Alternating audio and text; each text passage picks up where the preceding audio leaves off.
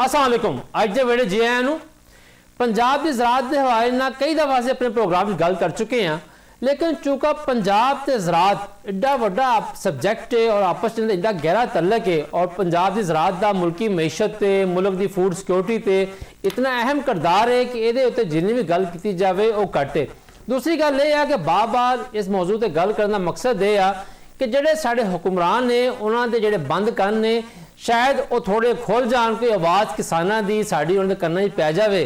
तो पिछले कई वरियां तो किसानों के नाल तो ज़राअत के नाल जो तबाहकारी की जा रही है वो शायद मुके ना सही, कोई ना कोई कमी आ जाए, घट जाए सही। अज भी असीं अपने प्रोग्राम के ज़राअत के हवाले के नाल, किसानों की मुश्किलात के हवाले के नाल, आने वाले वक्त के ज़राअत की ज़रूरियात के हवाले के नाल गल करांगे। साडे नाल वीडियो लिंक पर मौजूद ने जनाब खालिद महमूद खोखर साहब जोड़े सदर ने पाकिस्तान किसान थाद दे, और दूसरे पास साढ़े नाल मौजूद है जनाब महमूद बुखारी साहब जो चेयरमैन आल पाकिस्तान किसान फाउंडेशन दे। अस्सलाम वालेकुम मेहमानों। तो सब तो पहले खोखर साहब तुहाडे तो शुरू करते हैं। असी कई वरियां तो वेख रहे हैं कि जनाब हर जगह पर सूबाई हुकूमत होवे, वफाकी हुकूमत होवे, हर जगह पर जाके एक ज़राअत की किसान की गल करते हैं, लेकिन जिहड़ी भी हुकूमत हुंदी है वो हुआ तो करती है, लेकिन अमली तौर के उत्ते कोई ऐसे इकदाम, ऐसे फैसले दिखाई नहीं देंगे जिहदे नाल एहसास होवे कि वाकई कोई हुकूमत जिहड़ी है वो संजीदा है। इस टाइम जड़ा है वो पंजाब की ज़राअत की गल करांगे। अज पंजाब की ज़राअत की तो वफाकी हुकूमत के किरदार के बारे की सूरत हाल है जी? बहुत शुक्रिया रिजवान भाई। मैं पिछले 2.5 साल तो एक ही गल कर रहा कि गंदम सारी फसलों का इंजन है। अगर गंदम की फसल ठीक होएगी, उसका रेट अच्छा मिलेगा तो बाकी फसलें भी अच्छी हो जाएंगियां। एक गंदम की वजह नाल असी बाकी सारी फसलें तबाह कर बैठे हैं। तुहाडे सामने है इस वक्त आलू के हालात देख लो, गोभी देख लो, गाजर, मूली, मटर, तमाम फसलां सर रुल गई ने। फसलां नहीं रुलियां, काश्तकार रुल गया एक्चुअल, और काश्तकार की पूरी फैमिली रुल गई। इस वक्त यकीन कर लो कि काश्तकार तो मरिया पिया बिल्कुल ही। काश्तकार का कोई पुरसान हाल कोई नहीं। हुकूमत का पता नहीं लग रहा सानू कि बैरी है, अंधी है, हुकूमत देख नहीं रही, सुन नहीं रही, काश्तकार के हालात नहीं देख रहे, अपने मुल्क के हालात नहीं देख रहे, अपने मुल्क की मैशत नहीं देख रहे। अज लम्हा फिक्रिया है इतना बड़ा कि तुहाडी चावल की एक्सपोर्ट $4 बिलियन तो घट गए $1.9 बिलियन ते आ गई है। यानी कि तुसी ये देखो कि $1 बिलियन बाहरों लैण वास्ते असी IMF के पैर फड़ने हैं, बाकी मुल्कों पैर फड़ने हैं, जाके पूरी हुकूमत रियासत जाके उन्होंने मिन्नत कर लेते। अपना सिर्फ चावल है असी $2.1 बिलियन का एक साल नुकसान करके बैठे हैं। इस तरह बाकी चीज़ों की अगर एक्सपोर्ट लवो, मिर्च की एक्सपोर्ट साड़ी 90% घट गई है, साड़ी मक्की की एक्सपोर्ट 70% कम हो गई है, साढ़े फ्रूट वैजिटेबल की कोई 40% कम हो गई है। यानी कॉटन की इंपोर्ट को 300% इजाफा हो चुका है। असी कितने खड़े हैं इस वक्त? ये तो कुदरत ने सानू इतनी खूबसूरत धरती दी सी कि असी आप नहीं बल्कि पूरे मिडल ईस्ट नू, अफगानिस्तान नू, सब नू खिला सकते हैं। एक फ्रूट बास्केट है, लेकिन असी इन्हू तबाह बर्बाद कर देता है। मैं रिजवान साहब तुहानू ना अज एक बड़ी अहम चीज गल करना चाहना जी, कि मैं हुकूमत की तरजीहात दस है, सोच दसना चाहना जी। इस वक्त सर, इस वक्त इन्हां 3-4 सालों के विच वफाक साडा सैकटरी फूड सिक्योरिटी 13वां आ चुका है। वह भी आरजी है, चार्ज है, कोलों 13वां नहीं है, 13वां जी। ਉਹਦੇ ਕੋਲ ਹੀ ਉਹ ਟੋਬੈਕੋ ਦਾ ਚੇਅਰਮੈਨ ਹੈ, ਉਹਨੂੰ ਐਕਸਟਰਾ ਚਾਰਜ ਦਿੱਤਾ ਗਿਆ ਜੀ ਫੂਡ ਸਿਕਿਉਰਿਟੀ ਦਾ। ਨਹੀਂ ਕਿ ਪਿਛਲਾ ਵੀ ਸੈਕਟਰੀ ਜਿਹੜਾ ਸੀ ਉਹਦੇ ਕੋਲ ਵੀ ਚਾਰਜ ਸੀ, ਉਹ ਐਡੀਸ਼ਨਲ ਸੈਕਟਰੀ ਸੀ, ਉਹਨੂੰ ਸੈਕਟਰੀ ਦਾ ਚਾਰਜ ਦਿੱਤਾ ਗਿਆ। ਬਲਕਿ ਇਸ ਤੋਂ ਪਹਿਲਾਂ ਜਿਹੜਾ ਇੱਕ ਆਇਆ ਉਹ ਸੈਕਟਰੀ ਇੰਡਸਟਰੀ ਸੀ, ਉਹਨੂੰ ਵੀ ਚਾਰਜ ਦਿੱਤਾ ਗਿਆ। ਯਾਨੀ ਕਿ ਸਾਡੇ ਸੈਕਟਰੀ ਤਾਂ ਚਾਰਜ ਤੇ ਚੱਲ ਰਿਹਾ ਜੀ। ਕਿਸੇ ਨੂੰ ਚਾਰਜ ਦੇ ਦਿੱਤਾ, ਕਦੀ ਕਿਸੇ ਨੂੰ ਚਾਰਜ ਦੇ ਦਿੱਤਾ, ਇੱਕ ਤਾਂ ਹੀ ਹੈ ਜੀ। DPP डिपार्टमेंट जिस जरिए इंपोर्ट एक्सपोर्ट होनी वो तबाह बर्बाद हो गया जी, बिल्कुल ही। उत्थे नॉन टेक्निकल लोग बिठा दिते गए, और मैं उसका डेटा फराहम कर सकना 2020 तो लैके अज तक जब टेक्निकल बंदा लगा तो एक्सपोर्ट वध गई, जब नॉन टेक्निकल लगा तो एक्सपोर्ट कम हो गई। मैनू एक याद आ रहा जी, एक इंडियन आर्टिस्ट सी समिता पाटेल, उन्होंने कैंसर हो गया। मैं एक अखबार स्टेटमेंट पढ़ी, वो लिख दी है कि जब मैनू मालूम होया कि जीवन क्या है तो मेरा जीवन रहा ही नहीं है। तो जब साढ़े सैकटरी नू पता चलता है ज़राअत की है तो ज़राअत ही नहीं होता। यानी साड़ी हुकूमत की इस वक्त ये तरजीहात ने कि असी दिन ब दिन दे विच मारे जा रहे हैं। फिर कला काश्तकार नहीं मर रहा जी, नाल एंड कंज्यूमर भी मर रहा है। कि आज काश्तकार आलू बेच रहा 5-7 रुपए किलो, एंड कंज्यूमर खरीद कर रहा 40 तो 50 रुपए किलो। ਅੱਜ ਤੁਸੀਂ ਗੰਨੇ ਦਾ ਹਾਲ ਦੇਖ ਲਵੋ ਕਿ ਇਸ ਵਕਤ तमाम ਪੰਜਾਬ ਦੇ ਸ਼ੂਗਰ ਮਿਲਾਂ ਦਾ ਕਿਸੇ ਦਾ ਰੇਟ ਵੀ 450 ਤੋਂ ਉੱਤੇ ਨਹੀਂ ਹੈ। ਹਾਂ, ਐਲਪੀ ਜਿਹੜਾ ਬਾਹਰੋਂ ਪਰਚੇਸ ਕਰਕੇ ਲਿਆਣ ਉਹ ਥੋੜਾ ਰੇਟ ਜ਼ਿਆਦਾ ਦਿੰਦੇ ਨੇ, ਉਹ ਫਿਰ ਕਿਰਾਏ ਦੀ ਬਾਤੇ ਚਲਾ ਜਾਂਦਾ ਹੈ।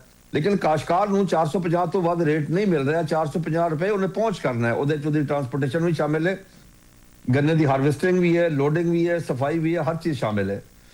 ਇੱਕ ਤਰਫੋਂ ਤੁਸੀਂ ਦੇਖੋ ਨਾ ਕਿ ਸਾਡੀ ਕਾਸਟ ਆਫ ਪ੍ਰੋਡਕਸ਼ਨ ਕਿੱਥੇ ਚਲੀ ਗਈ ਹੈ। ਡੀਏਪੀ ਦਾ ਬੈਗ ਜਿਹੜਾ 4-5 ਰੁਪਏ ਦਾ ਸੀ ਅੱਜ 15,000 ਰੁਪਏ ਦਾ, ਯੂਰੀਆ ਦਾ ਬੈਗ ਜਿਹੜਾ 1,000-1,200 ਦਾ ਸੀ ਅੱਜ ਉਹ 4300 ਰੁਪਏ ਦਾ, ਡੀਜ਼ਲ ਜਿਹੜਾ 50-60 ਰੁਪਏ ਦਾ ਸੀ ਅੱਜ ਉਹ 265 ਕੇ 68 ਰੁਪਏ ਦਾ, ਬਿਜਲੀ ਯੂਨਿਟ ਜਿਹੜਾ 5 ਰੁਪਏ 35 ਪੈਸੇ ਸੀ ਅੱਜ 40-50 ਰੁਪਏ ਦਾ। ਯਾਨੀ ਕਿ ਕਾਸਟ ਆਫ ਪ੍ਰੋਡਕਸ਼ਨ ਕਈ ਗੁਣਾ ਵੱਧ ਗਈ ਹੈ, ਲੇਕਿਨ ਸਾਡੀ ਪ੍ਰੋਡਿਊਸ ਦਾ ਰੇਟ ਕਮ ਹੋ ਗਿਆ ਜੀ। ਅੱਜ ਤੁਸੀਂ ਦੇਖੋ ਨਾ ਕਿ ਆਲੂ ਮਾਲ ਡੰਗਰ ਖਾ ਰਹੇ ਨੇ, ਗੋਭੀ ਜਾਨਵਰ ਖਾ ਰਹੇ ਨੇ, ਗਾਜਰ, ਮੂਲੀ, ਮਟਰ, ਕਿਸੇ ਚੀਜ਼ ਦਾ ਕਾਸ਼ਤਕਾਰ ਨੂੰ ਰੇਟ ਨਹੀਂ ਮਿਲ ਰਿਹਾ, ਲੇਕਿਨ ਹੁਕੂਮਤ ਦੇ ਕੰਨਾਂ ਤੇ ਜੂਨ ਤੱਕ ਨਹੀਂ ਰਹੇਗੀ। ਅੱਛਾ ਬੁਖਾਰੀ ਸਾਹਿਬ, ਜਿਸ ਤਰ੍ਹਾਂ ਖੋਖਰ ਸਾਹਿਬ ਵੀ ਦੱਸ ਰਹੇ ਨੇ ਕਿ ਜ਼ਰਾਅਤ ਦੇ ਨਾਲ ਇੱਕ ਅਲਮੀਆ ਹੈ ਜਿਹੜਾ ਕਈ ਵਰਿਆਂ ਤੋਂ ਚੱਲਦਾ ਪਿਆ ਹੈ। ਤੁਸੀਂ ਮਾਸ਼ਾਅੱਲਾ ਹਰ ਵਕਤ ਕਿਸਾਨਾਂ ਦੇ ਉੱਠਦੇ ਬੈਠਦੇ ਹੋ, ਕਿਸਾਨਾਂ ਦੀ ਗੱਲ ਕਰਦੇ ਹੋ ਹਰ ਫੋਰਮ ਦੇ ਉੱਤੇ। ਇਹ ਕੀ ਵਜ੍ਹਾ ਹੈ ਕਿ ਕੋਈ ਵੀ ਹੁਕੂਮਤ ਆਵੇ, ਕਿਸੇ ਪਾਰਟੀ ਦੀ ਆਵੇ, ਉਹਦੀ ਤਰਜੀਹਾਤ ਦੇ ਵਿੱਚ ਕਿਸਾਨ ਦੇ ਜ਼ਰਾਅਤ ਸ਼ਾਮਲ ਕਿਉਂ ਨਹੀਂ ਹੁੰਦੀ? जी बिस्मिल्लाहिर्रहमानिर्रहीम, अल्लाहुम्मा सल्ली अला मुहम्मद व आले मुहम्मद। बहुत शुक्रिया रिजवान भाई ਤੁਹਾਡਾ ਕਿ ਤੁਸੀਂ ਗਾਏ ਬਗਾਏ ਜਿਹੜਾ ਉਹ ਜ਼ਰਾਅਤ ਦੇ ਉੱਤੇ ਗੱਲ ਕਰਦੇ ਹੋ ਔਰ ਕਿਸਾਨਾਂ ਦੇ ਮਸਾਇਲ ਨੂੰ ਚੱਕਦੇ ਹੋ। ਗੁਜ਼ਾਰਿਸ਼ ਇਹ ਹੈ ਕਿ ਜਿਹੜੇ ਸਾਡੇ ਹੁਕਮਰਾਨ ਨੇ ਚੁੱਕੇ ਉਹਨਾਂ ਦਾ ਕੋਈ ਇਸ ਨਾਲ ਤਾਲੁਕ ਹੀ ਕੋਈ ਨਹੀਂ ਹੈਗਾ ਕਿ ਭਾਈ ਉਹ ਕੋਈ ਜ਼ਰਾਅਤ ਦੇ ਜਾਂ ਕੋਈ ਜ਼ਿਮੀਂਦਾਰ ਘਰ ਦੇ ਫਰਦ ਨੇ, ਉਹਨਾਂ ਨੂੰ ਕੋਈ ਇਸ ਚੀਜ਼ ਦਾ ਕੋਈ ਅਹਿਸਾਸ ਹੋਵੇ। ਉਹਨਾਂ ਨੂੰ ਕੋਈ ਅਹਿਸਾਸ ਕੋਈ ਨਹੀਂ। ਜਿਵੇਂ ਖਾਲਿਦ ਭਾਈ ਨੇ ਆਖਿਆ ਕਿ ਇਹ ਹਕੂਮਤ ਗੁੰਗੀ ਵੀ ਆ, ਬਹਿਰੀ ਵੀ ਆ, ਅੰਧੀ ਵੀ ਆ, ਤੇ ਇਹ ਮੈਂ ਬਲਕਿ ਉਹਦੇ ਚ ਇਜ਼ਾਫਾ ਕਰਾਂਗਾ ਕਿ ਉਹ ਜਿਵੇਂ ਆਖਿਆ ਨਾ ਕਿ ਹਰ ਸ਼ਾਖ ਤੇ ਉੱਲੂ ਬੈਠਾ ਹੈ, ਅੰਜਾਮ ਗੁਲਸਤਾ ਕੀ ਹੋਏਗਾ। ਉਹ ਅਸਲ ਵਿੱਚ ਜਿਹੜੇ ਜ਼ਰਾਅਤ ਨੂੰ ਜਾਣਨ ਵਾਲੇ ਲੋਕ ਆ ਉਹਨਾਂ ਨੂੰ ਉਹ ਉਸ ਮਕਾਮ ਦੇ ਉੱਤੇ ਬਿਠਾਉਂਦੇ ਹੀ ਨਹੀਂ। ਜਿਵੇਂ ਖਾਲਿਦ ਭਾਈ ਨੇ ਆਖਿਆ ਕਿ ਵੀ ਇਹ 13ਵਾਂ ਸੈਕਟਰੀ ਜਿਹੜਾ ਉਹ ਤਬਦੀਲ ਹੁੰਦਾ ਪਿਆ। ਸਾਡੇ ਜਿਹੜੇ ਡਿਪਟੀ ਕਮਿਸ਼ਨਰ ਜਾਂ ਜਿਹੜੇ ਬਿਊਰੋਕ੍ਰੇਸੀ ਜਿਹੜੀ ਚਲਾਉਂਦੀ ਹੈ ਉਸ ਨੂੰ ਜ਼ਰਾਅਤ ਦਾ ਵੀ ਕੱਖ ਪਤਾ ਕੋਈ ਨਹੀਂ, ਉਹ ਬਲਕਿ ਉਹਨੂੰ ਕਨਾਲ ਦਾ ਪਤਾ ਨਹੀਂ। ਸਾਡੇ ਕੋਲੋਂ ਪੁੱਛਦੇ ਹੁੰਦੇ, ਉਹਨਾਂ ਨੂੰ ਪਰਮਿਟ ਦਾ ਪਤਾ ਕੋਈ ਨਹੀਂ ਕਿ ਪਰਮਿਟ ਕੀ ਚੀਜ਼ ਹੈ। ਉਹਨਾਂ ਨੂੰ ਮਤਲਬ ਜ਼ਰਾਅਤ ਨਾਲ ਕੋਈ ਲੈਣਾ ਦੇਣਾ ਨਹੀਂ। ਲੇਕਿਨ ਅਸੀਂ ਐਸੇ ਲੋਕਾਂ ਨੂੰ ਲਿਆ ਕੇ ਬਿਠਾ ਦਿੰਦੇ ਆ ਔਰ ਉਹਨਾਂ ਨੂੰ ਕਹਿੰਦੇ ਆ ਕਿ ਵੀ ਤੁਸੀਂ ਇਹਦੇ ਫੈਸਲੇ ਲਵੋ, ਕਿਉਂਕਿ ਹਕੂਮਤ ਨੂੰ ਤਾਂ ਸਿਰਫ ਆਪਣੀ ਫਿਕਰ ਹੈ। ਹਕੂਮਤ ਆਪਣੀ ਤਕੜਾਈ ਕਰਨ ਵਾਸਤੇ, ਆਪਣੀ ਹਕੂਮਤ ਨੂੰ ਤੂਲ ਦੇਣ ਵਾਸਤੇ ਉਹਨਾਂ ਕੋਲ ਔਰ ਕਾਨੂੰਨ ਸਾਜ਼ੀ ਵੀ ਜਿਹੜੀ ਹੋ ਰਹੀ ਹੈ ਉਹ ਇਸ ਬੁਨਿਆਦਾਂ ਦੇ ਉੱਤੇ ਹੋ ਰਹੀ ਹੈ। ਉਹ ਕੋਈ ਆਵਾਮ ਦੇ ਫਾਇਦੇ ਵਾਸਤੇ, ਜ਼ਰਾਅਤ ਦੇ ਫਾਇਦੇ ਵਾਸਤੇ, ਕਿਸਾਨ ਦੇ ਫਾਇਦੇ ਵਾਸਤੇ ਨਹੀਂ ਹੁੰਦੀ ਪਈ ਹੈ। ਜਿਹਦੇ ਰਿਜ਼ਲਟਸ ਦੇਖੋ, ਹਕੂਮਤ ਬੜੀ ਦੁਹਾਈ ਪਾ ਰਹੀ ਹੈ ਕਿ ਜਨਾਬ ਅਸੀਂ ਜ਼ਰਾਅਤ ਵਾਸਤੇ ਇਹ ਕਰ ਦਿੱਤਾ, ਇਹ ਕਰ ਦਿੱਤਾ। ਅਗਰ ਉਹਨਾਂ ਪਾਲਿਸੀਆਂ ਦਾ ਕੋਈ ਅਸਰ ਹੋਇਆ ਤੇ ਉਹ ਇਹ ਹੋਇਆ ਕਿ ਪਿਛਲੇ ਸਾਲ ਜ਼ਰਾਅਤ ਦੀ ਜਿਹੜੀ ਹੈ ਉਹ ਸ਼ੋਬੇ ਦੀ ਗਰੋਥ 6.5 ਸੀਗੀ ਤੇ ਹੁਣ ਮਾਸ਼ਾਅੱਲਾ ਖੈਰ ਨਾਲ ਉਹ ਨੈਗੇਟਿਵ ਤੇ ਆ ਗਈ ਹੈ। ਇਹ ਉਹਨਾਂ ਦੀ ਪਾਲਿਸੀਆਂ ਦਾ ਜਿਹੜਾ ਨਾ ਉਹ ਜ਼ਰਾਅਤ ਨੂੰ ਫਾਇਦਾ ਹੋਇਆ, ਕਿਸਾਨ ਨੂੰ ਫਾਇਦਾ ਹੋਇਆ। ਮੈਂ ਤੁਹਾਨੂੰ ਦੱਸਾਂ ਕਿ ਸਾਡੇ ਜਿਹੜੀ ਗੰਦਮ ਦੇ ਅੰਦਰ ਹੋਇਆ, ਤੁਹਾਨੂੰ ਖਾਲਿਦ ਖੋਖਰ ਸਾਹਿਬ ਨੇ ਵੀ ਦੱਸਿਆ ਕਿ ਇਹ ਇੰਜਨ ਇਹਨੂੰ ਤੁਸੀਂ ਤਬਾਹ ਕਰਕੇ ਤੁਸੀਂ ਦੇਖੋ ਨਾ ਫੈਸਲੇ ਮਤਲਬ ਦੇਰ ਪਾ ਕੋਈ ਨਹੀਂ ਲੈ ਜਾਂਦੇ। ਇੱਕ ਫੈਸਲਾ ਲੈਂਦੇ ਨੇ ਔਰ ਉਹਦੇ ਬਾਅਦ ਫੌਰਨ ਹੀ 2 ਮਹੀਨੇ ਬਾਅਦ ਉਸ ਫੈਸਲੇ ਨੂੰ ਬਦਲ ਕੇ ਜਿਵੇਂ ਗੰਦਮ ਦੀ ਪਾਲਿਸੀ ਦਾ ਇੱਕ ਐਲਾਨ ਕੀਤਾ ਔਰ ਉਹਦੇ ਬਾਅਦ ਫੌਰਨ ਬਦਲ ਗਏ। ਫਿਰ ਔਰ ਕਿਸਾਨ ਨੂੰ ਇਸ ਚੀਜ਼ ਦਾ ਕੋਈ ਇਤਮਾਦ ਕੋਈ ਨਹੀਂ। ਦੂਸਰੀ ਚੀਜ਼ ਹੈ ਕਿ ਇਸ ਵੇਲੇ ਕਰੰਟ ਇਸ਼ੂ ਜਿਹੜਾ ਉਹ ਗੰਨੇ ਦਾ ਇਸ਼ੂ ਹੈ ਕਿ ਗੰਨਾ ਗੁਨਾਹ ਬਣਾ ਦਿੱਤਾ ਇਹਨਾਂ ਨੇ ਔਰ ਗੰਨੇ ਦੇ ਕਾਸ਼ਤਕਾਰ ਨਾਲ ਸ਼ੂਗਰ ਮਿਲਾਂ ਨੇ ਅੰਨੀ ਮਚਾਈ ਹੋਈ ਹੈ। ਯਕੀਨ ਕਰੋ ਕਿ ਕਿਸਾਨ ਰੋ ਰਿਹਾ ਹੈ, ਕੋਈ ਇੰਤਜ਼ਾਮੀਆ ਸੁਣਨ ਵਾਲੀ ਨਹੀਂ। ਕੋਈ, ਮੈਨੂੰ ਤਾਂ ਇੰਜ ਲੱਗਦਾ ਹੈ ਜਿਵੇਂ ਹਕੂਮਤੀ ਸਰਪ੍ਰਸਤੀ ਇਹ ਹੋ ਰਿਹਾ ਹੈ ਕਿ ਹਕੂਮਤ ਨੇ ਇਹ ਇਜਾਜ਼ਤ ਦਿੱਤੀ ਹੋਈ ਹੈ ਕਿ ਲੁੱਟ ਮਾਰ ਕਰੋ। ਮੈਂ ਉਹਦੀ ਐਗਜ਼ਾਮਪਲ ਦੇਵਾਂ ਕਿ ਇਸ ਵੇਲੇ ਤੁਸੀਂ ਦੇਖੋ ਕਿ ਕੱਲ ਅਸ਼ਰਫ ਸ਼ੂਗਰ ਮਿਲ ਜਿਹੜੀ ਹੈ ਉਹਨੇ 50 ਮਣ 100 ਮਣ ਤੱਕ ਜਿਹੜੀ ਆ ਇੱਕ ਟਰਾਲੀ ਚੁੱਕ ਕਟੌਤੀ ਕੀਤੀ ਹੈ। ਉਹ ਕਿਸ ਵਾਸਤੇ ਕਿਸ ਨਾਂ ਤੇ ਕਟੌਤੀ ਕੀਤੀ ਹੈ, ਕਿਸ ਜਵਾਜ਼ ਦੇ ਉੱਤੇ? ਜੀ ਮੈਂ ਦੱਸਦਾ ਤੁਹਾਨੂੰ, ਉਹਦੇ ਵਿੱਚ ਗੁਜ਼ਾਰਿਸ਼ ਇਹ ਆ ਕਿ ਇੱਕ ਤਾਂ ਖਾਲਦ ਭਾਈ ਨੇ ਵੀ ਤੁਹਾਨੂੰ ਦੱਸਿਆ ਰੇਟ ਜਿਹੜਾ ਉਹ ਬਹੁਤ ਕਮ ਦੇ ਰਹੀ। ਰੇਟ ਜਿਹੜਾ ਇਹ 280 ਰੁਪਏ ਕੋਲੋਂ ਸ਼ੁਰੂ ਕਰਦੇ ਆ, 300 ਰੁਪਏ 350 ਰੁਪਏ, ਉਹ ਜਿਹੜਾ 400 450 ਉਹ ਥੋੜੇ ਟਾਈਮ ਵਾਸਤੇ ਹੁੰਦਾ ਵਾ ਔਰ ਉਸ ਨੂੰ ਫਲਕਚੁਏਟ ਕਰਦੇ ਆ। ਇੱਕ ਵਾਰੀ ਐਲਾਨ ਕਰਦੇ ਆ ਕਿ ਜਨਾਬ ਇਹ 450 ਰੁਪਏ ਰੇਟ ਹੋ ਗਿਆ, ਹੁਣ ਮੈਂ ਫੌਰਨ ਖੇਤ ਵਿੱਚ ਆਪਣੀ ਛਿਲਾਈ ਲਾਤੀ, ਆਖਰ 2 ਦਿਨ ਲੱਗਦੇ ਆ, ਟਰਾਲੀ ਲੋਡ ਹੁੰਦੇ ਆ, ਮਿਲ ਤੇ ਪਹੁੰਚਾਉਂਦੇ, ਜਿੱਲੇ ਮੈਂ ਮਿਲ ਤੇ ਪਹੁੰਚਣਾ ਤੇ ਪਤਾ ਲੱਗਦਾ ਜੀ ਕਿ ਰੇਟ ਜਿਹੜਾ 400 ਰੁਪਏ। ਇਸ ਵੇਲੇ ਸਾਰੀ ਮਿਲਾਂ ਨੇ ਏਕਾ ਕੀਤਾ ਹੋਇਆ ਇਹਨਾਂ ਜ਼ਾਲਮਾਂ ਨੇ। ਤੁਸੀਂ ਪੁੱਛਿਆ ਵੀ ਕਿਸ ਚੀਜ਼ ਦੀ ਕਟੌਤੀ ਕਰਦੇ? ਹੁਣ 213 ਇੱਕ ਕਿਸਮ 213 ਮਿਲ ਵਾਲਿਆਂ ਨੇ ਦਿੱਤੀ ਜ਼ਿਮੀਂਦਾਰ ਨੂੰ, ਜ਼ਿਮੀਂਦਾਰ ਕੋਈ ਪਿੱਛੋਂ ਤਾਂ ਨਹੀਂ ਲੈ ਆਂਦਾ, ਇਹ ਮਿਲ ਵਾਲੇ ਦਿੰਦੇ ਵੀ, ਔਰ 213 ਉਹਨਾਂ ਨੇ ਬੀਜਿਆ। ਰਿਜ਼ਵਾਨ ਭਾਈ ਅੱਜ ਦੇ ਇਸ ਮੌਸਮ ਵਿੱਚ ਮਤਲਬ ਇੱਕ ਇਹਨਾਂ ਦੀ ਮੈਂ ਹੁਣ ਕੀ ਲਫ਼ਜ਼ ਆਖਾਂ, ਪਤਾ ਨਹੀਂ ਤੁਸੀਂ ਉਹਨੂੰ ਚਲਾ ਸਕੋਗੇ ਕਿ ਨਹੀਂ, ਕਿ ਕਮਿਊਨਿਟੀ ਦੀ ਇੰਤਹਾ ਵਾ। ਯਾਨੀ ਇਹ ਨੌਸਰਬਾਜ਼ੀ ਹੈ, ਇਹ ਕੋਈ ਸਨਅਤਕਾਰ ਨਹੀਂ ਹੈਗੇ। ਮੈਂ ਦਿਆਨਤਦਾਰੀ ਨਾਲ ਤੁਹਾਨੂੰ ਕਹਿਣਾ ਪਿਆ, ਇਹ ਤਾਂ ਮਾਫੀਆ ਵਾ ਔਰ IMF ਨੇ ਆਖਿਆ ਕਿ ਮਾਫੀਆ ਵਾ। ਹੁਣ 213 ਭਾਈ ਫਰਵਰੀ ਆ ਗਿਆ, ਉਹਦੇ ਮਿਠਾਸ ਵੱਧ ਰਹੀ ਹੈ ਔਰ ਰੇਟ ਘਟ ਹੋ ਰਿਹਾ ਵਾ। ਇਸ ਵੇਲੇ तमाम मिल्लां ਜਿਹੜੀਆਂ और चूंकि हुकूमत की लोगों ਦੀਆਂ ਜ਼ਿਆਦਾ ਮਿੱਲਾਂ ਨੇ और उन्होंने रेट ਜਿਹੜਾ ਉਹ ਬਿਲਕੁਲ ਡਾਊਨ ਕਰਤਾ 213 ਉਹਨੂੰ ਉਹਦਾ ਰੇਟ ਜਿਹੜਾ 300 ਰੁਪਏ 350 ਰੁਪਏ। यानी किसान रो के मैसेज करते हैं, मेरे को मौजूद पे मैं तो अच्छा बुखारी साहब इतने रेट ਦੇ ਮੈਨੂੰ ਯਾਦ ਆਇਆ, ਜੋ ਮੈਨੂੰ ਯਾਦ ਪੈਂਦਾ ਹੈ, ਤੁਸੀਂ ਸਹੀ ਦੱਸ ਸਕਦੇ ਹੋ।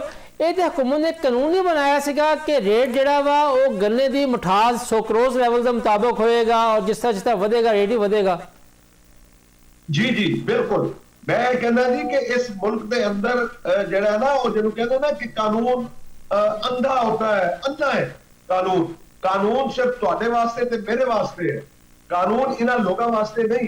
कानून बन गया, बल्कि तुहानू मैं दसा कि तहरीके इंसाफ की हुकूमत और इमरान खान की हुकूमत जिहदा कहंदे कि ना लो, मैं कहना कि उस शख्स ने खालिद भाई भी नाल सी, ਅਸੀਂ ਇਕੱਠੇ ਸੀਗੇ ਔਰ ਉਸ ਦੇ ਵਿੱਚ ਉਹਨਾਂ ਨੇ ਇੱਕ ਪਾਲਿਸੀ ਬਣਾਈ ਜਿਹਦੇ ਵਿੱਚ ਇਹ ਤੈਅ ਹੋਇਆ ਕਿ ਜਨਾਬ ਇਹ ਸ਼ੂਗਰ ਮਿਲਾਂ ਫਲਾਂ ਡੇਟ ਨੂੰ ਚੱਲਣਗੀਆਂ, ਉਹਦੇ ਵਿੱਚ ਅਗਰ ਪੇਮੈਂਟ ਲੇਟ ਕਰਨਗੇ ਤੇ 15 ਦਿਨ ਦੇ ਬਾਅਦ ਜਿਹੜੀ ਲੇਟ ਕਰਨਗੇ ਉਹਦੇ ਤੇ 11% ਇੰਟਰਸਟ ਜਿਹੜਾ ਉਹ ਕਿਸਾਨ ਨੂੰ ਪੇ ਕਰਨਗੇ ਔਰ ਅਗਰ ਇਹ ਕਟੌਤੀ ਕਰਨਗੇ FIR ਦਰਜ ਹੋਏਗੀ। ਉਹ ਕਾਨੂੰਨ ਹੁਣ ਵੀ ਮੌਜੂਦ ਪਿਆ ਵਾ, ਲੇਕਿਨ ਇੱਥੇ ਇੰਨੀ ਅੰਧੇਰ ਨਗਰੀ ਮਚਾਈ ਹੋਈ ਆ ਕਿ ਮੈਂ ਤੁਹਾਨੂੰ ਦੱਸ ਸਹੀ ਕਹਿ ਰਹੇ ਬੁਖਾਰੀ ਸਾਹਿਬ ਵਾਲੀ ਗੱਲ ਬਿਲਕੁਲ ਠੀਕ ਹੈ ਕਿ ਜ਼ਰਾਅਤ ਦੇ ਮਾਮਲੇ 'ਚ ਤਾਂ ਵਾਕਈ ਨੇਰ ਮਚਿਆ ਹੋਇਆ ਹੈ। ਅੱਛਾ ਖੋਖਰ ਸਾਹਿਬ ਇਹ ਦੱਸੋ, ਤੁਸੀਂ ਥੋੜੀ ਦੇਰ ਪਹਿਲੇ ਗੱਲ ਕੀਤੀ ਲਾਗਤੇ ਕਾਸ਼ ਦੀ, ਇਸ ਟਾਈਮ ਲੱਗਦਾ ਇੰਜ ਪਿਆ ਜਿਸ ਤਰ੍ਹਾਂ ਕਿ ਖਾਦਾਂ ਦਾ ਪੈਸਟੀਸਾਈਡ ਦਾ ਇਸਤੇਮਾਲ ਜਿਹੜਾ ਕਿਸਾਨ ਦੀ ਪਹੁੰਚ ਤੋਂ ਬਾਹਰ ਹੁੰਦਾ ਜਾ ਰਿਹਾ ਉਹ ਘਟਦਾ ਜਾ ਰਿਹਾ ਹੈ।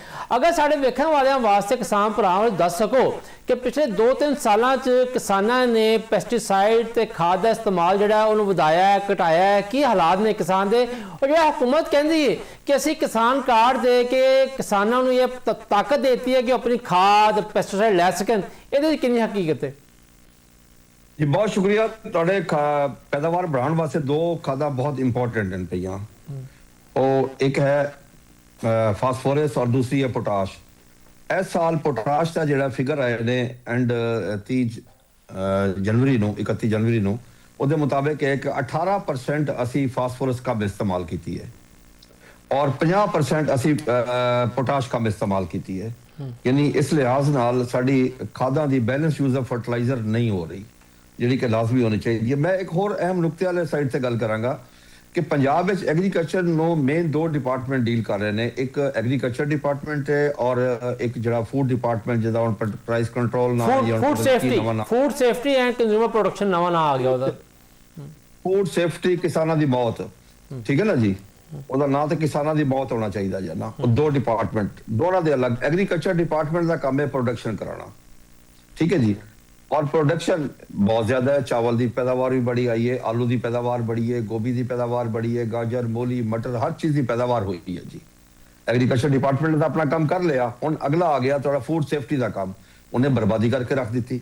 उन्हें कोई मैकेनिज्म बना सके कि काश्तकार को की रेट मिलेगा। अगर उसी मिनिस्टर टीवी से आके इस तरह बोलती है, उन्हें पता है कि ज़राअत की है, उसको पता है कि मार्केटिंग की है, उन्हें पता है कि फ्यूचर मार्केट जी लेटर से ये उतर गया इस वक्त। यानी इस वक्त देखो ना, उस डिपार्टमेंट ने तो तबाह बर्बाद करके रख दिता है काश्तकार नो कि आज काश्तकार नो दी पैदावारी लागत नहीं मिल रही, आज काश्तकार के घर का चूल्हा नहीं जल रहा, आज काश्तकार बैलेंस उसका फर्टिलाइजर नहीं कर सकता, आज काश्तकार अगली फसल तक खर्च नहीं कर सकता। देखो ना, इस तबाही ते इस बर्बादी का जिम्मेदार कौन है? सर मैं आज भी कहूंगा कि मार्केटिंग मैकेनिज्म सारा कुछ एग्रीकल्चर डिपार्टमेंट को वापस मिलना चाहिए। ਉਹਦੀ ਵਜ੍ਹਾ ਹੈ ਕਿ ਇੱਕ ਨੂੰ ਪਤਾ ਹੀ ਕੋਈ ਨਹੀਂ, ਉਹਨਾਂ ਨੂੰ ਇਲਮ ਹੀ ਕੋਈ ਨਹੀਂ ਜ਼ਰਾਅਤ ਕੀ ਹੈ, ਉਹਨਾਂ ਨੂੰ ਪਤਾ ਹੀ ਕੋਈ ਨਹੀਂ ਕਾਸ਼ਤਕਾਰ ਦੀ ਕਾਸਟ ਆਫ ਪ੍ਰੋਡਕਸ਼ਨ ਕੀ ਹੈ, ਉਹਦੀ ਪੈਦਾਵਾਰੀ ਲਾਗਤ ਕੀ ਹੈ ਕਾਸ਼ਤਕਾਰ ਦੀ, ਕਾਸ਼ਤਕਾਰ ਨੂੰ ਫਸਲ ਕੀ ਕਿੰਨੇ ਚ ਪੈ ਰਹੀ ਹੈ। ਦੇਖੋ ਨਾ, ਦੁਨੀਆ ਦੇ ਵਿੱਚ ਫਿਊਚਰ ਮਾਰਕੀਟਿੰਗ ਹੈ ਕਿ ਕਾਸ਼ਤਕਾਰ ਨੂੰ ਫਸਲ ਕਾਸ਼ਤ ਕਰਨ ਤੋਂ 2 ਸਾਲ ਪਹਿਲੇ ਪਤਾ ਹੁੰਦਾ ਹੈ ਕਿ ਮੈਂ 2 ਸਾਲ ਬਾਅਦ ਇਹ ਕਾਸ਼ਤ ਕਰਾਂਗਾ, ਇਹ ਉਹਦੀ ਪੈਦਾਵਾਰੀ ਲਾਗਤ ਹੋਏਗੀ, ਇਹ ਮੈਨੂੰ ਉਹਦਾ ਰੇਟ ਮਿलेगा। ਇੱਥੇ ਪਤਾ ਹੀ ਕੋਈ ਨਹੀਂ ਹੁੰਦਾ। ਇੱਥੇ टीवी पे आके हमने आलू सस्ता कर दिया, हमने गंदम सस्ती कर दिया, हमने आटा सस्ता कर दिया, हमने गाजर सस्ती कर दिया, हमने भाई आपने किया ही क्या है सिवाय बर्बादी के। यानी कि काश्तकार का कत्ल, मुआशी कत्ल कर दिया है। फिर आके टीवी के ऊपर हमें सानू बह के, मैं पंजाबी में कहता सानू चिढ़ाना वाली गल है। फिर वो काश्तकार नू देखो ना, ज़राअत तो तुहाडे कोल खत्म हो रही है इस वक्त, ज़राअत दे पल्ले बाकी रह ही की है कि काश्तकार इस वक्त अगले साल कपाह काश्त नहीं हो रही पंजाब विच। यानी कि कपाह की काश्त कम अज कम पिछले साल नालों 50% कमी आ रही है। खोखर साहब ਇੱਥੇ ਇੱਕ ਛੋਟੀ ਬ੍ਰੇਕ ਲਾਂਗਾ, ਬ੍ਰੇਕ ਤੋਂ ਬਾਅਦ ਵਾਪਸ ਆ ਕੇ ਤੁਹਾਡੀ ਗੱਲ ਨੂੰ ਜਿਹੜੀ ਜਾਰੀ ਰੱਖਾਂਗੇ ਕਿ ਜਿਹੜੀ ਤੁਸੀਂ ਗੱਲ ਕਰ ਰਹੇ ਹੋ ਕਪਾਸ ਦੀ, ਜ਼ਾਹਿਰ ਗੱਲ ਹੈ ਕਪਾਸ ਬੜੀ ਵੱਡੀ ਫਸਲ ਸੀ ਲੇਕਿਨ ਉਹ ਤਬਾਹ ਬਰਬਾਦ ਹੋ ਗਈ ਹੈ। ਇੱਥੇ ਗੱਲ ਕਰਾਂਗੇ ਮਜ਼ੀਦ ਛੋਟੀ ਬ੍ਰੇਕ ਤੋਂ ਬਾਅਦ।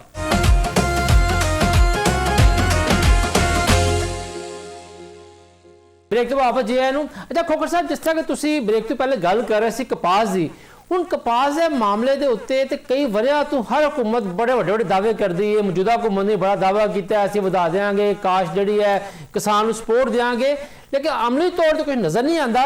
ਤੇ ਇਹ ਸਾਰੇ ਮਾਮਲੇ ਦੇ ਵਿੱਚ ਜਿਹੜੀ ਐਪਟਮਾ ਹੈ, ਐਪਟਮਾ ਦਾ ਕਿਰਦਾਰ ਵੀ ਬੜਾ ਅਜੀਬੋ ਗਰੀਬ ਜਿਹਾ ਹੈ। मैं क्योंकि कॉटन ग्रोवर हाँ जी, और मैं 92 तो कपाह काश कर रहा और मैं अज तक कपाह काश कर रहा जी। 92 साड़ी प्रोडक्शन थी 1 करोड़ 28 लाख बेल, इंडिया सी 1 करोड़ 10 लाख बेल। अज इंडिया 4 करोड़ ते चला गया। असी कॉटन बेल का 20-25 किलो वजन भी कम किया है, असी कोई हुण 55 लाख ते आ गए हैं इस वक्त जी। यानी कि असी 1/3 रह गए। बाकी अगर वो कॉटन बेल असी वजन कढ़िए तो उसकी वजह है, पहली चीज़ तो है कि असी रिसर्च से कोई खर्च नहीं किया था। दूसरी चीज़ है कि एप्टमा ने जो सेस का पैसा सी 2014 साड़ी 1 करोड़ 48 लाख बेल सी, 2015 तो उन्हें सेस का पैसा रोक लिया तो उस तो बाद दिन ब दिन साड़ी डाउन चली गई। यानी कि रिसर्च से इन्वेस्टमेंट ना हुई। देखो ना, सारा रिसर्च का बजट ही की है पूरी एग्रीकल्चर की GDP का 0.18। अगर ब्राजील 3 साल तरक्की की है तो एक ही वजह है कि 1.75 है, यानी कि कई 100% ज्यादा है साढ़े नालों उदा रिसर्च का बजट। साढ़ा रिसर्च का बजट नहीं है। असी ज़राअत के उत्ते इन्वेस्टमेंट नहीं कर रहे कि जिस लाइफ स्टॉक और एग्रीकल्चर तो असी 25-26 हज़ार अरब की प्रोड्यूस लै रहे हैं, उत्ते साड़ी इन्वेस्टमेंट ना होने के बराबर है। और दूसरी गल है कि इत्थे खरीदारी का कोई मैकेनिज्म नहीं है, सपोर्ट प्राइस नहीं है। पूरी दुनिया दे विच कपाह दी काश्तकार नूं सपोर्ट प्राइस दित्ती जाती है लाजमी। दुनिया दे विच कोई भी रेट होवे 60 सेंट चला जाए, जिहड़ा रेट चला जाए, चाइनीज काश्तकार नूं 100 सेंट 110 सेंट उन्होंने रेट मिलना ही मिलना है जी। इंडियन काश्तकार नूं सपोर्ट मिलती है। असी दुनिया का वाहिद हाँ जी बाहरों इंटरनेशनली साढ़े कोलों जिहड़ी कपाह आती है वो पिछले साल तक ड्यूटी फ्री सी, जबकि साढ़े उत्ते 18% GST है। असी दुनिया ना मुकाबला नहीं कर सकते। पैदावारी लागत बहुत ज्यादा है, रिसर्च से असी इन्वेस्टमेंट नहीं की, फिर असी मल्टी क्रॉप आ गए। यानी कि असी कॉटन एरिया को वैसे ही तबाह कर बैठे हैं। जो साडा कॉटन एरिया थी उत्थे हुण गन्ना भी आ रहा है, मक्की भी आ रही है, सारी चीज़ां आ रही ने। अगर असी 1960 की दहाई देखिए, एक मगरबी पाकिस्तान का गवर्नर सी उस वक्त नवाब ऑफ कालाबाग, ਉਹਨਾਂ ਦੇ ਜ਼ੇਰੇ ਨਿਗਰਾਨੀ ਇੱਕ ਐਗਰੀਕਲਚਰ ਕਮਿਸ਼ਨ ਬਣਿਆ ਸੀ। ਉਹਦੀ ਪਹਿਲੀ ਰਿਕਮੈਂਡੇਸ਼ਨ ਜਿਹੜੀ ਉਹ ਸਿਫਾਰਸ਼ਾਤ, ਪਹਿਲੀ ਸਿਫਾਰਿਸ਼ ਇਹ ਸੀ ਕਿ ਪੱਤੋ ਕੀ ਤੋਂ ਲੈ ਕੇ ਤੇ ਰਹੀ ਬਿਆਰਕਾ ਸਾਦਕਾਬਾਦ ਤੱਕ ਕੋਈ ਸ਼ੂਗਰ ਮਿਲ ਨਾ ਲੱਗੇ। ਇਹ ਕਪਾਹ ਦਾ ਏਰੀਆ ਹੈ ਔਰ ਸਾਡੀ ਮੇਨ ਐਕਸਪੋਰਟ, ਕਿਉਂਕਿ ਅੱਜ ਵੀ 65% ਟੋਟਲ ਐਕਸਪੋਰਟ ਦਾ ਹਿੱਸਾ ਉਹ ਕਪਾਹ ਦੇ ਜ਼ਰੀਏ, ਲੇਕਿਨ ਸਾਰੀਆਂ ਸ਼ੂਗਰ ਮਿਲਾਂ ਸਾਰੀਆਂ ਉੱਥੇ ਲੱਗ ਗਈਆਂ ਇਸ ਕਾਸ਼ਤਕਾਰ ਨੂੰ ਲੁੱਟਣ ਵਾਸਤੇ, ਆਵਾਮ ਨੂੰ ਲੁੱਟਣ ਵਾਸਤੇ। ਸਹੀ ਹੈ। ਸਾਲ ਦੀ ਕਪਾਹ ਲੋਕਾਂ ਕੋਲ, ਜਿਨ੍ਹਾਂ ਕੋਲ ਕਪਾਹ ਹੋਈ ਵੀ ਨਹੀਂ ਹੈ ਲੇਕਿਨ ਜਿਹਦੇ ਕੋਲ ਪਈ ਹੈ, ਖਰੀਦਾਰੀ ਕੋਈ ਨਹੀਂ, ਉਸਦਾ ਕੋਈ ਲੈਣ ਵਾਲਾ ਨਹੀਂ ਹੈ। ਮੈਂ ਸਰ ਇੱਕ ਚੀਜ਼ ਕੀਤੀ ਇਸ ਸਫਾ, ਅਸੀਂ ਚੇਅਰਮੈਨ ਮੈਂ ਐਫਟਮਨ ਨਾਲ ਕਾਫੀ ਮੀਟਿੰਗਸ ਕੀਤੀਆਂ ਨੇ, ਗਵਰਨਮੈਂਟ ਨਾਲ ਕੀਤੀਆਂ ਨੇ, ਅਸੀਂ ਮਿਲ ਕੇ ਪ੍ਰਾਈਵੇਟਲੀ ਤੌਰ ਤੇ, ਬਲਕਿ ਅਸੀਂ ਇੱਕ ਅਨਕਰੀਬ ਅਸੀਂ ਇੱਕ FPCCI ਦੇ ਵਿੱਚ ਇੱਕ ਮੀਟਿੰਗ ਰੱਖ ਰਹੇ ਹਾਂ, ਕਿਉਂਕਿ FPCCI ਦੇ ਵਿੱਚ ਐਗਰੀਕਲਚਰ ਇੱਕ ਟਾਸਕ ਫੋਰਸ ਵੀ ਬਣੀ ਹੈ ਜੀ, ਉਹਦਾ ਮੈਂ ਮੈਂਬਰ ਹਾਂ ਜੀ। ਉਸ ਮੀਟਿੰਗ ਵਿੱਚ ਮੈਂ ਪੰਜਾਬ ਹਕੂਮਤ ਨੂੰ ਰਿਕੁਐਸਟ ਕੀਤੀ ਹੈ ਕਿ ਉਹਦਾ ਮਿਨਿਸਟਰ ਸਾਹਿਬ, ਸੈਕਟਰੀ ਸਾਹਿਬ, ਬਲਕਿ ਪੂਰਾ ਐਗਰੀਕਲਚਰ ਕਮਿਸ਼ਨ ਆਏਗਾ ਉਹਦੇ ਵਿੱਚ ਐਪਟਮਾ ਵੀ ਹੋਏਗਾ, PCGA ਵੀ ਹੋਏਗਾ। ਉਹਦੇ 'ਚ ਅਸੀਂ ਸਿਲੈਕਟਡ ਜਿਹੜੇ ਬਹੁਤ ਅੱਛੇ ਫਾਰਮਰ ਨੇ ਕਪਾਹ ਦੇ, ਉਹਨਾਂ ਨੂੰ ਇਨਵਾਈਟ ਕਰ ਰਹੇ ਹਾਂ, ਬਹੁਤ ਅੱਛੇ ਜਿਹੜੇ ਟੌਪ ਫਾਰਮਰ ਨੇ ਉਹਨਾਂ ਨੂੰ ਇਨਵਾਈਟ ਕਰ, ਤਾਂ ਕਿ ਇਹਦਾ ਵਾਸਤੇ ਸੋਲੂਸ਼ਨ ਦੇਖਿਆ ਜਾਵੇ। ਕਿਉਂਕਿ ਮੈਂ ਬਿਲਕੁਲ ਇਹ ਚੀਜ਼ ਕਹਿ ਰਿਹਾ ਕਿ ਕਪਾਹ ਆਕਾਸ਼ ਨਹੀਂ ਹੋ ਰਹੀ, ਮੈਂ ਵਾਜ਼ਿਹ ਕਹਿ ਰਿਹਾ। ਅੱਛਾ, ਲੇਕਿਨ ਸਾਡੇ ਮੁਲਕ ਵਾਸਤੇ ਕਪਾਹ ਬਹੁਤ ਜ਼ਰੂਰੀ ਹੈ। ਸਾਡੇ ਮੁਲਕ ਦੀ ਮਈਸ਼ਤ ਕਪਾਹ ਬਗੈਰ ਨਹੀਂ ਚੱਲ ਸਕਦੀ। ਤੁਹਾਡੀ ਸਭ ਤੋਂ ਵੱਡੀ ਐਕਸਪੋਰਟ ਕਪਾਹ ਹੈ ਜੀ। ਸਾਨੂੰ ਇਹਨੂੰ ਬੜਾ ਸੀਰੀਅਸਲੀ ਲੈਣਾ ਪਏਗਾ, ਸੋਚਣਾ ਪਏਗਾ। ਦੂਸਰੀ ਚੀਜ਼ ਹੈ ਕਿ ਕਪਾਹ ਦੀ ਜਗ੍ਹਾ ਤੇ ਅਸੀਂ ਚਾਵਲ ਲੈ ਕੇ ਆ ਗਏ, ਗੰਨਾ ਲੈ ਕੇ ਆਏ, ਸਾਡਾ ਪਾਣੀ ਦਿਨ ਬ ਦਿਨ ਥੱਲੇ ਜਾ ਰਿਹਾ ਹੈ। ਅਸੀਂ ਆਉਣ ਵਾਲੇ ਬੱਚਿਆਂ ਵਾਸਤੇ ਕੀ ਛੋੜ ਕੇ ਜਾ ਰਹੇ ਹਾਂ? ਰਿਜ਼ਵਾਨ ਸਾਹਿਬ, ਮੈਂ ਤੁਹਾਨੂੰ ਹਕੀਕਤ ਦੱਸਾਂ, ਮੈਂ ਬੜਾ ਅਫਸੋਸਦਾ ਇਸ ਚੀਜ਼ ਉੱਤੇ ਕਿ ਜਿਸ ਗਾਉਂ ਦੇ ਵਿੱਚ ਮੈਂ ਕਾਸ਼ਤਕਾਰੀ 92 ਸ਼ੁਰੂ ਕੀਤੀ ਸੀ, ਉਹਦਾ ਪਾਣੀ ਸੀ 23-24 ਫੁੱਟ ਦੇ ਥੱਲੇ। ਅੱਜ ਉਹ ਪਾਣੀ 65-70 ਫੁੱਟ ਤੇ ਚਲਾ ਗਿਆ ਹੈ। ਯਾਨੀ ਅਸੀਂ ਆਉਣ ਵਾਲੇ ਬੱਚਿਆਂ ਵਾਸਤੇ ਕੁਝ ਨਹੀਂ ਛੋੜ ਕੇ ਜਾ। ਅਸੀਂ ਜਿੱਥੇ ਗੰਨਾ ਲਾਉਂਦੇ ਆ, ਐਵੇਂ ਸਮਝ ਲਓ ਅਸੀਂ ਇੱਕ ਟਿਊਬਲ ਲਾ ਦਿੰਦੇ ਆ। ਅਸੀਂ ਜਿੱਥੇ ਚਾਵਲ ਲਾਉਂਦੇ ਆ, ਸਮਝੋ ਟਿਊਬਲ ਲਾ ਦਿੰਦੇ ਆ ਪਾਣੀ ਜ਼ਮੀਨ ਚੋਂ ਕੱਢਣ ਵਾਸਤੇ। ਫਿਰ ਗੰਨੇ ਦੀ ਜਿਹੜੀ ਫਸਲ ਹੈ ਉਹ ਜ਼ਮੀਨ 'ਚ ਪੋਟਾਸ਼ ਨੂੰ ਸੱਕ ਕਰਦੀ ਹੈ।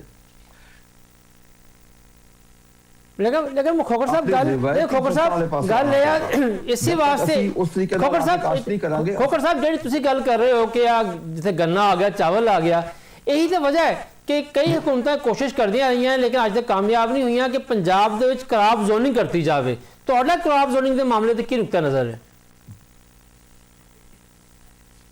ਦੇਖੋ ਜੀ, ਜ਼ੋਨਿੰਗ ਕਰਨ ਦਾ ਵੀ ਇੱਕ ਤਰੀਕਾ ਹੈ ਸਰ। ਜ਼ੋਨਿੰਗ ਕੀਤਾ ਜਾ ਸਕਦਾ ਹੈ ਕਾਟਨ ਨੂੰ ਵਾਪਸ ਲਿਆਉਣ ਵਾਸਤੇ ਪਰ ਇੱਕ ਇਨਸੈਂਟਿਵ ਦੇ ਕੇ। ਦੇਖੋ, ਮੈਂ ਕਾਸ਼ ਕਿਉਂ ਕਰਾਂਗਾ ਅਗਰ ਮੈਨੂੰ ਨੁਕਸਾਨ ਨਜ਼ਰ ਆਵੇ, ਮੇਰੀ ਸੇਲ ਹੀ ਨਾ ਹੋਵੇ, ਮੈਨੂੰ ਸਹੀ ਰੇਟ ਹੀ ਨਾ ਮਿਲੇ, ਮੇਰੀ ਪੈਦਾਵਾਰੀ ਲਾਗਤ ਬਹੁਤ ਜ਼ਿਆਦਾ ਹੋਵੇ, ਮੇਰੀ ਪ੍ਰੋਡਿਊਸ ਕਮ ਹੋਵੇ ਔਰ ਉਹਦਾ ਪ੍ਰੋਡਿਊਸਰ ਰੇਟ ਵੀ ਮੈਨੂੰ ਕਮ ਮਿਲੇ, ਮੈਂ ਕਿਉਂ ਲਾਵਾਂਗਾ? ਉਹਦੇ ਵਾਸਤੇ ਹਕੂਮਤ ਇੱਕ 3 ਸਾਲਾ 5 ਸਾਲਾ ਪਲਾਨ ਦੇਵੇ, ਕਾਸ਼ਤਕਾਰ ਨੂੰ ਪਰ ਏਕੜ ਦਾ ਇਨਸੈਂਟਿਵ ਕਨਫਰਮ ਹੋਵੇ, ਉਹਨੂੰ ਇੰਸ਼ੋਰੈਂਸ ਵੀ ਕਰੇ ਔਰ ਉਸ ਤੋਂ ਇਲਾਵਾ ਉੱਥੇ ਇਨਸੈਂਟਿਵ ਵੀ ਹੋਵੇ। ਕਾਸ਼ਤਕਾਰ ਨੂੰ ਪਤਾ ਹੋਵੇ ਕਿ ਮੈਨੂੰ ਕਮ ਅਜ਼ ਕਮ ਮੇਰੇ ਪੈਦਾਵਾਰੀ ਲਾਗਤ ਤੋਂ ਬਾਅਦ 25% ਪ੍ਰੋਫਿਟ ਮੇਰਾ ਲਾਜ਼ਮੀ ਹੈ। ਦੇਖੋ ਨਾ, ਦੁਨੀਆ ਕੀ ਕਰਦੀ ਹੈ, ਦੁਨੀਆ 'ਚ ਹਰ ਫਸਲ ਦੀ ਪ੍ਰਾਈਸ ਕਮਿਸ਼ਨ ਹੁੰਦਾ ਜੀ, ਔਰ ਉਹ ਪ੍ਰਾਈਸ ਕਮਿਸ਼ਨ ਫਸਲ ਕਾਸ਼ਤ ਕਰਨ ਤੋਂ ਸਾਲ 2 ਸਾਲ ਪਹਿਲੇ ਉਹ ਕਰਦਾ ਹੈ ਕਿ ਦੀ ਪੈਦਾਵਾਰੀ ਲਾਗਤ ਕੀ ਹੋਏਗੀ ਔਰ ਇਹਦੇ ਸਪੋਰਟ ਪ੍ਰਾਈਸ ਨੂੰ ਕਾਸ਼ਤਕਾਰ ਨੂੰ ਕੀ ਮਿਲਣੀ ਚਾਹੀਦੀ ਹੈ। ਮੈਂ ਗੰਦਮ ਦੀ ਮਿਸਾਲ ਦੇਣਾ, ਜਿਹੜੀ ਅਸੀਂ ਹੁਣ 2025 ਗੰਦਮ ਕਾਸ਼ਤ ਕੀਤੀ ਹੈ, 26 ਹਾਰਵੈਸਟ ਕਰਾਂਗੇ। ਇੰਡੀਆ ਦੇ ਵਿੱਚ ਸੇਮ ਟਾਈਮ ਹੈ, ਇੰਡੀਆ ਨੂੰ ਕਾਸ਼ਤਕਾਰ ਨੂੰ ਅਗਸਤ 2024 ਚ ਰੇਟ ਦੇ ਦਿੱਤਾ ਗਿਆ ਸੀ ਕਿ ਜੇ ਤੁਸੀਂ 25 ਕਾਸ਼ਤ ਕਰੋਗੇ, 26 ਹਾਰਵੈਸਟ ਕਰੋਗੇ, ਇਹ ਤੁਹਾਨੂੰ ਰੇਟ ਮਿਲੇਗਾ, ਇਹ ਤੁਹਾਡੀ ਪੈਦਾਵਾਰੀ ਲਾਗਤ ਹੋਏਗੀ। ਪਾਕਿਸਤਾਨ ਦੇ ਵਿੱਚ ਦੇਖੋ ਨਾ, ਬਿਆਨਬਾਜ਼ੀ ਹੁੰਦੀ ਹੈ ਆ ਕੇ। ਦੇਖੋ, ਪਾਕਿਸਤਾਨ ਦੁਨੀਆ ਦਾ ਵਾਹਿਦ ਮੁਲਕ ਹੈ ਜਿੱਥੇ ਜ਼ਰਾਅਤ ਤੇ ਗੰਦਮ ਤੇ ਗੰਨੇ ਤੇ ਚੀਨੀ ਤੇ ਸਿਆਸਤ ਹੁੰਦੀ ਹੈ। ਦੁਨੀਆ ਦਾ ਵਾਹਿਦ ਮੁਲਕ ਹੈ। ਦੁਨੀਆ ਤੇ ਕਿਸੇ ਮੁਲਕ ਕੇ ਫੂਡ ਸਿਕਿਉਰਿਟੀ ਤੇ ਪੋਲਿਟਿਕਸ ਨਹੀਂ ਹੈ ਜੀ। ਦੁਨੀਆ ਦੇ ਵਿੱਚ ਆਪੋਜੀਸ਼ਨ ਹਕੂਮਤ ਮਿਲ ਬੈਠ ਕੇ ਮਈਸ਼ਤ ਤੇ ਫੂਡ ਸਿਕਿਉਰਿਟੀ ਤੇ ਗੱਲ ਕਰਦੇ। ਫੂਡ ਸਿਕਿਉਰਿਟੀ ਇਸ ਵਕਤ ਸਹੀ। ਅੱਛਾ, ਬੁਖਾਰੀ ਸਾਹਿਬ ਇਹ ਦੱਸੋ, ਜਿਸ ਤਰ੍ਹਾਂ ਖਾਲਿਦ ਖੋਖਰ ਸਾਹਿਬ ਗੱਲ ਕਰ ਰਹੇ ਸਨ, ਉਹਨਾਂ ਨੇ ਗੱਲ ਕੀਤੀ ਜਿਹੜੀ ਬੜੀ ਅਹਿਮ ਹੈ, ਜਿਹਦੇ ਗੱਲ ਮਜ਼ੀਦ ਕਰਨੀ ਚਾਹੀਦੀ, ਉਹ ਹੈ ਕਿ ਜਿਹੜੇ ਸਾਡੇ ਜ਼ਰੀ ਤਹਿਕੀਕ ਦੇ ਅਦਾਰੇ ਨੇ, ਉਹਨਾਂ ਦਾ ਹਰ ਸਾਲ ਦਾ ਅਰਬਾਂ ਰੁਪਏ ਦਾ ਬਜਟ ਹੈ, ਖਾਓ ਵਫਾਕੀ ਹੋਣ ਖਾਓ ਸੂਬਾਈ ਹੋਣ। ਲੇਕਿਨ ਬੁਖਾਰੀ ਸਾਹਿਬ, ਕੀ ਵਜ੍ਹਾ ਹੈ ਕਿ ਪਿਛਲੇ ਕਈ ਵਰਿਆਂ ਤੋਂ ਅਸੀਂ ਕੋਈ ਐਸੀ ਨਵੀਂ ਕਿਸਮ ਜਿਹੜੀ ਹੈ ਬੀਜ ਦੀ ਉਹ ਤਿਆਰ ਨਹੀਂ ਕਰ ਸਕੇ ਜਿਹੜੀ ਕਿ ਸਾਡੀ ਵੱਡੀਆਂ ਫਸਲਾਂ ਜਿਹੜੀਆਂ ਨੇ ਉਹਦੀ ਪੈਦਾਵਾਰ ਵਧਾ ਸਕੇ? ਜੀ ਰਿਜ਼ਵਾਨ ਭਾਈ, ਤੁਸੀਂ ਬਿਲਕੁਲ ਸਹੀ ਨਿਸ਼ਾਨਦੇਹੀ ਕੀਤੀ ਹੈ। ਦੁਨੀਆ ਦੇ ਅੰਦਰ ਦੇਖੋ, ਮੌਸਮਾਤੀ ਤਬਦੀਲੀਆਂ ਆ ਰਹੀਆਂ ਨੇ ਔਰ ਆਬਾਦੀ बढ़ रही है। ਸਾਡੀ ਆਬਾਦੀ ਤਾਂ ਹਰ ਸਾਲ ਅਸੀਂ ਇੱਕ ਨਵਾਂ ਮੁਲਕ ਜਿਹੜਾ ਉਹ ਲੈ ਕੇ ਆਉਂਦੇ ਹਾਂ ਆਬਾਦੀ ਦੀ ਸੂਰਤ ਵਿੱਚ, ਔਰ ਇਤਨੀ ਤੇਜ਼ੀ ਨਾਲ बढ़ ਰਹੀ ਤੇ ਜਿੰਨੀ ਤੇਜ਼ੀ ਨਾਲ ਆਬਾਦੀ बढ़ ਰਹੀ ਹੈ ਤੇ ਫਿਰ ਉਤਨੀ ਤੇਜ਼ੀ ਨਾਲ ਜਿਹੜਾ ਹੈ ਉਹ ਸਾਡੇ ਅਨਾਜ ਵੀ ਉਹਦੇ ਵਿੱਚ ਵੀ ਇਜ਼ਾਫਾ ਹੋਣਾ ਚਾਹੀਦਾ ਹੈ। ਸਾਡੇ ਕੋਲ ਰਿਸਰਚ ਕੋਈ ਨਹੀਂ, ਸਾਡੇ ਕੋਲ ਤਹਿਕੀਕ ਕੋਈ ਨਹੀਂ, ਸਾਡੇ ਕੋਲ ਅਸੀਂ ਜਿਹੜਾ ਕੋਈ ਬੀਜ ਇਸ ਤਰ੍ਹਾਂ ਦੇ ਨਹੀਂ ਕਿ ਦੁਨੀਆ ਦੀ ਜਿਹੜੀ ਪਰ ਏਕੜ ਯੀਲਡ ਹੈ ਉਹ ਪੈਦਾਵਾਰ ਹੈ ਉਹ ਹੈ 70 ਮਣ 80 ਮਣ ਬੀਜ ਦੀ, ਸਾਡੇ ਕੋਲ ਹੈਗੀ ਆ 35 ਮਣ 38 ਮਣ ਜਿਹੜੀ ਉਹ ਐਵੇਂ ਕਾਟਨ ਦੀ ਜਿਹੜੀ ਹੈ ਉਹ ਸਾਡੇ ਕੋਲ ਬਹੁਤ ਕਮ ਪੈਦਾਵਾਰ ਹੈ। ਜਦਕਿ ਅਸੀਂ ਦਾਅਵੇ ਕਰਦੇ ਹਾਂ ਕਿ ਚਾਈਨਾ ਨਾਲ ਸਾਡੀ ਜਿਹੜੀ ਦੋਸਤੀ ਹੈ ਉਹ ਪਤਾ ਨਹੀਂ ਕਿਹੜੇ ਪਹਾੜ ਕੋਲੋਂ ਉੱਤੇ ਲੰਘ ਜਾਂਦੀ ਹੈ, ਲੇਕਿਨ ਅਸੀਂ ਉਹਨਾਂ ਕੋਲੋਂ ਕੋਈ ਫਾਇਦਾ ਨਹੀਂ ਚੱਕਿਆ। ਅਸੀਂ ਕਹਿੰਦੇ ਆ ਕਿ ਜਨਾਬ ਸਾਡੇ ਫਲਾਣੇ ਮੁਲਕ ਨਾਲ ਬਹੁਤ ਜਿਹੜਾ ਤਾਲੁਕਾਤ ਆ, ਅਸੀਂ ਸਿਕਿਉਰਿਟੀ ਦੇ ਉਹਦੇ ਨਾਲ ਮੁਆਹਦੇ ਕਰ ਲਏ ਆ, ਲੇਕਿਨ ਸਾਡਾ ਆਲੂ ਦਾ ਕਾਸ਼ਤਕਾਰ ਮਰ ਗਿਆ ਤੇ ਸਾਡੀ ਹਕੂਮਤ ਦੀ ਨਾਹਿਲੀ ਔਰ ਨਾਲਾਇਕੀ ਦੀ ਇੰਤਹਾ ਦੇਖੋ ਕਿ ਉਹ ਆਲੂ ਜਿਹੜਾ ਉਹ ਜਾਨਵਰ ਖਾ ਰਹੇ ਆ ਔਰ ਆਲੂ ਤਲਫ ਕੀਤਾ ਜਾ ਰਿਹਾ ਕਿਸਾਨ ਖੇਤਾਂ 'ਚ, ਲੇਕਿਨ ਉਹਨੂੰ ਕੋਈ ਮੰਡੀ ਇਸ ਤਰ੍ਹਾਂ ਦੀ ਨਹੀਂ ਤਲਾਸ਼ ਕਰਕੇ ਦਿੱਤੀ ਗਈ ਕਿ ਜਿੱਥੇ ਉਹ ਆਪਣੇ ਭੇਜੇ। ਸਾਡੀ ਅਸਲ ਤੇ ਬੁਨਿਆਦੀ ਤੌਰ ਦੇ ਉੱਤੇ ਰਿਸਰਚ ਦੇ ਉੱਤੇ ਕੋਈ ਪੈਸਾ ਖਰਚ ਨਹੀਂ ਹੈ, ਸਾਡੇ ਕੋਲ ਕਾਬਲ ਬੰਦਿਆਂ ਦੀ ਕੋਈ ਕਮੀ ਨਹੀਂ ਹੈ,